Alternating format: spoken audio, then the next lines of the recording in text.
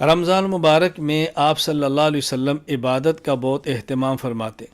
شعب الایمان للبیہقی فضائل شہر رمضان میں ہے، حضرت ام المومنین امی عائشہ رضی اللہ تعالیٰ عنہ فرماتی ہیں کہ جب رمضان شروع ہوتا رسول اکرم صلی اللہ علیہ وسلم شد مئزرہ ثم لم یأت فراشہ حتی ینسلخ، نبی پاک صلی اللہ علیہ وسلم اپنی کمر کس لیتے، کمر ہمت باندھ لیتے اور چوک و چبند ہو کر عبادات میں لگ جاتے۔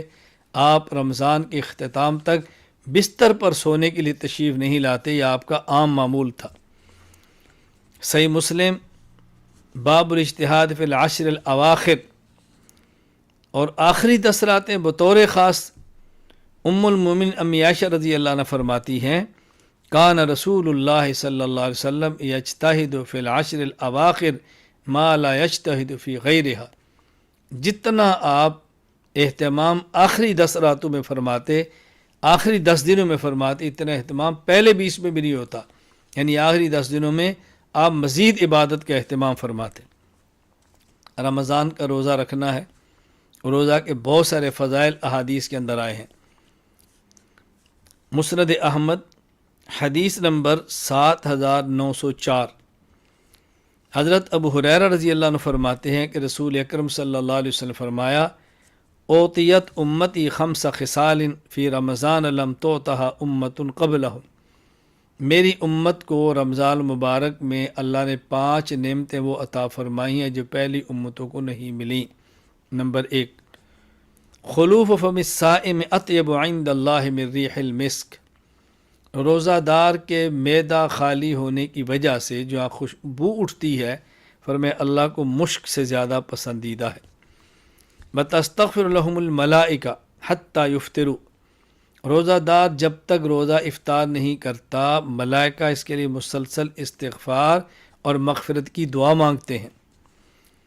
نمبر 3، وَيُزَيِّنُ اللَّهُ عَزَّ وَجَلَّ كُلَّ يَوْمٍ جَنَّتَهُ ثُمَّ يَقُولُ يُوشِكُ عِبَادِيَ الصَّالِحُونَ أَن يُلْقُوا عَنْهُمُ الْمُؤُونَةَ وَالْأَذَى وَيَسِيرُوا إِلَيْكَ، اللہ تعالیٰ روزے دار کے لیے ہر روز جنت کو مزین فرماتے ہیں اور جنت کو فرماتے ہیں کہ ان قریب یہ میرے بندے مشقت اور تکلیف سے نکل کر تمہارے پاس آنے والے ہیں۔ نمبر 4، وَيُصَفَّدُ فِيهِ مَرَضَةُ الشَّيَاطِينِ فَلَا يَخْلُصُوا إِلَى مَا كَانُوا يَخْلُصُونَ إِلَيْهِ بِغَيْرِ، ان دنوں میں سرکش شیاطین کو باندھ دیا جاتا ہے، جتنا گمراہ وہ ان دنوں کے علاوہ کرتے تھے اب اتنا گمراہ نہیں کر سکتے، وہاں تک نہیں پہنچ سکتے۔ اللہ اکبر۔ نمبر 5، وَيُغْفَرُ لَهُمْ فِي آخِرِ لَيْلَةٍ، اور آخری رات روزہ دار کے گناہوں کو معاف کر دیا جاتا ہے، مغفرت کا اعلان ہوتا ہے۔ صحابہ نے پوچھا یا رسول اللہ کیا یہ اس سے مراد لیلۃ القدر ہے؟ فرمایا نہیں، وَلَكِنَّ الْعَامِلَ إِنَّمَا يُوَفَّى أَجْرَهُ إِذَا قَضَى عَمَلًا، جب مزدوری کرنے والا اپنی مزدوری مکمل کرتا ہے تو پھر اس کو اس کی اجرت دی جاتی ہے، یعنی اس سے مراد لیلۃ القدر نہیں بلکہ رمضان کی آخری رات ہے۔ اسی طرح مسند احمد حدیث نمبر 9870، حضرت ابو ہریرہ فرماتے رضی اللہ عنہ رسول اکرم صلی اللہ علیہ وسلم فرمایا من افطر یوما فی رمضان من غیر رخصت رخصہ اللہ لم یقضی عنہ صیام الدہر، اللہ اکبر، لم یقضی عنہ صیام الدہر، جو شخص بغیر کسی شرعی عذر کے ایک روزہ بھی چھوڑ دے پھر عمر بھر اس کے روزے رکھتا رہے، اس ایک روزے کا بدل نہیں ہو سکتے، اس لیے مشقت برداشت کر لیں لیکن رمضان کا روزہ مت چھوڑیں۔ اللہ اکبر۔ سنن نسائی حدیث نمبر 2232، ابو عبیدہ رضی اللہ عنہ فرماتے ہیں کہ رسول اکرم صلی اللہ علیہ وسلم فرمایا الصوم جنہ ما لم یخرقھا، روزہ ڈال ہے جب تک کہ روزہ دار خود اس کو ڈال کو پھاڑ نہ دے۔ کیا مطلب؟ روزہ انسان کو گناہوں سے بچاتا ہے، لیکن یہ روزہ رکھ کے بھی اگر جرم کرے، غیبت کرے اور رشوت لے، جھوٹ بولے، اس ڈھال کو پھاڑ دے کہ اس میں روزے کا کیا قصور ہے؟ روزہ تو ہے اس لیے کہ آدمی کو ہر وقت احساس دلائے کہ تم روزے میں ہو، گناہوں سے بچو، گناہوں سے بچو۔ اللہ اکبر۔